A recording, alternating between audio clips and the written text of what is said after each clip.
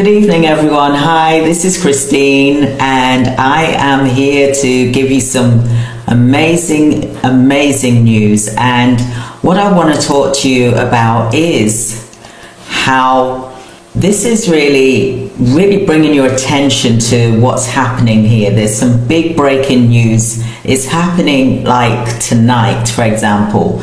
Gold and silver, they are becoming the legal tender in the United States of America. Can you imagine? So this is huge for anyone that is watching precious metals right now. So we're talking about, what I'm talking about as well, is that Utah is passing a law, which is HB 306, and other states like Nevada and Idaho are likely to follow as well. So let me tell you something, this is worldwide. People are buying gold and silver. Organizations, central banks, the reserves, they are buying it up.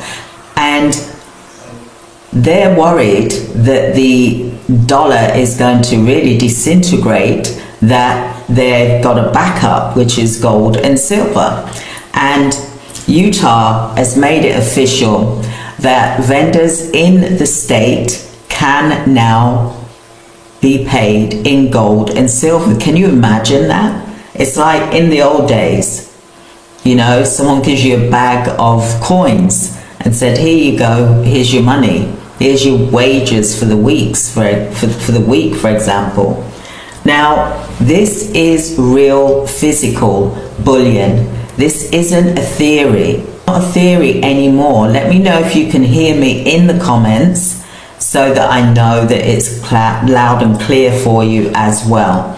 So this law, it's literally changing. It is changing. You know, we are, 4 states, maybe 5. Bullion is definitely becoming the new cash. Remember, we used to, not remember, but I always remember the saying, cash is king. I don't think it is anymore, not anymore. And you know what's so amazing about this? This has been going around, gold and silver. It's not new. Gold and silver was here before money, cash, paper came into place. It was created to trade and things like that. But gold and silver was already here before the money even came into place.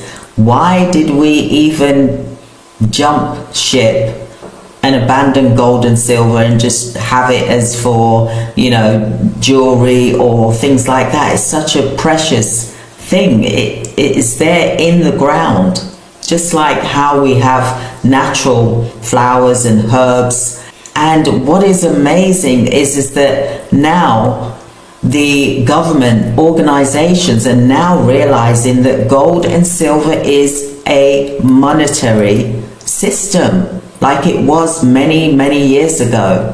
Why do you think that the countries, the governments, they're all saying we want our money in our vault, for example? Same with everyday people that buy gold and silver and bullion, for example. They want it in their own town, for example, so it's easy, it's accessible, they can get hold of it. And this is why I want to really raise your awareness, because now the ball is starting to drop, not just with the government but with us, and it's going to start becoming higher and higher and higher. And I'm going to go into a few things here with you today, just to go through so that you understand the importance of getting yourself either some gold or silver. Okay, so like I said, Utah, they've made it official. Nevada and Idaho, they're next. Now keep your eye on Nevada and Idaho, because these states have historically been precious metal friendly, and it's very likely they will be next in line. Let me tell you something. Someone came up to you and said to you here, here's a coin, for example. I'm just showing you one of my coins, for example. Here's a coin. You're not going to say no. You're going to think, well, what is that worth? If someone was to give you a gold coin, would you turn it away or would you take the cash? I'd love to know your comments in the section here. Let me know what your comments are in the chat. If someone was to give you $800 cash or give you a gold coin, for example, and it was currently, if it was a quarter of an ounce coin, gold coin, and it was worth $800, what would you take? Would you take the cash or would you take the gold coin? Bearing in mind, the gold coin is going to go up in value, whereas the cash, it's not. It's just what it is that day, for example. And the reason why years ago that gold and silver really wasn't used as a monetary system after the cash came in, because there wasn't any interest, the Federal Reserves, the banks, etc. There was no interest being made. It was just like a flat rate. So it's important for you to really start thinking about this as a priority. For example, central banks are buying. So here's the big driver, right? Foreign central banks are dumping dollars and buying physical gold and silver like there's no tomorrow. This is what's pushing gold to over 3,200, for example, today. And I also am going to predict that it's going to only go higher. Look, in 2007, when I was doing scrap gold and silver parties, for example, hosting them, smelting my own gold and silver into gold bars or silver bars, it was about 600 and something dollars that year, 2007. But I was also getting it at 30% less than what the spot price was. So I was kind of getting it at like a manufactured price, for example, not retail price. So experts are saying that they believe that gold is going to go to 4,000 this year easily, for example. Look, it's going up daily as we speak. So the experts are predicting that gold will go ballistic, literally towards $4,000 for an ounce this year. Can you imagine? And long term, some even say, and imagine this, $20,000 as countries prepare for a world without the dollar as a reserve currency. They want to protect their wealth. And why should you not protect your wealth as well? Because we cannot rely on the currency, even though some currencies around the world are strong. I'm not saying that they're not, but in America, the currency isn't very strong, for example. Euro is quite strong to the dollar right now, for example.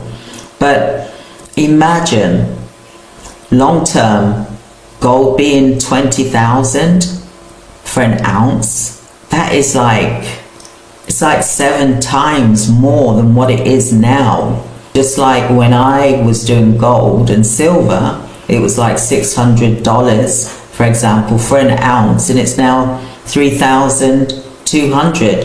If we divide that into 6, for example, that's 8 times it's grown since 2007.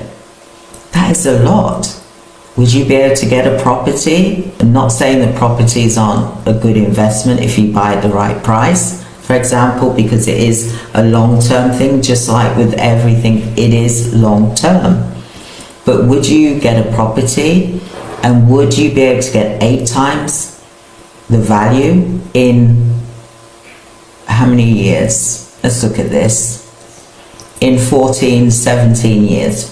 Possibly, but there's also the risk of things going down, isn't there, with property? Even though it is a good investment if you get it at the right price. Okay, so long term, imagine, right, if we was to 7 years, for example, 20,000 for 1 ounce of gold, or long term, for example. Can you imagine a world where the US dollar is no longer king? We used to say cash is king. Maybe it's my age, but that's something that we did used to say. Cash is king, for example. And we do need to prepare too, not just the central banks, not just the government organizations, not just the billionaires, not just the wealthy family officers, for example, and the organizations, for example. We need to prepare as people, for example. Listen, the tariffs and the economic shifts, even though the tariffs are, 10%, apart from China, for example, there's still going to be an impact, I believe, on the Americans.